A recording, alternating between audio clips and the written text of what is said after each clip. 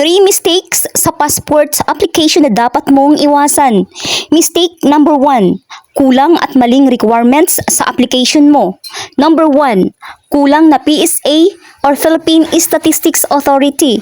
Ibig sabihin, wala kang nasubmit na PSA birth certificate or mali ang document, halimbawa, NSO old copy, photocopy lang, hindi clear or unreadable. Dapat original or PSA issued copy with security paper. Maling ID. Ibig sabihin, yung ID na pinasa mo ay hindi tinatanggap, expired, hindi tugma ang name sa PSA. Mga valid IDs usually accepted para sa Department of Foreign Affairs. Passport, old kung renewal. PhilSys ID, driver's license. UMID, PRC ID, voter's ID or voter's certificate. School ID for students with proof.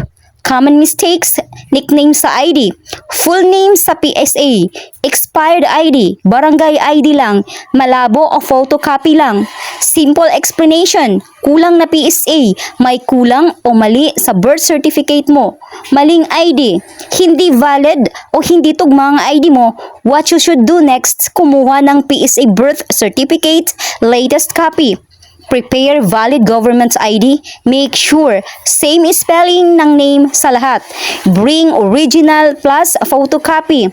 Hindi updated documents kapag kulang ka, uuwi ka agad.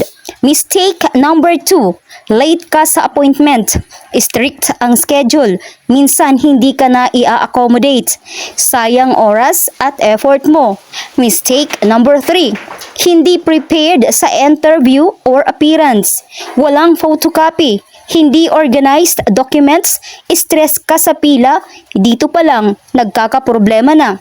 Kaya kung first time mo mag-apply, isave mo na to para di ka nagkamali. Mas madali kapag organize lahat ng documents mo using a travel or passports organizer.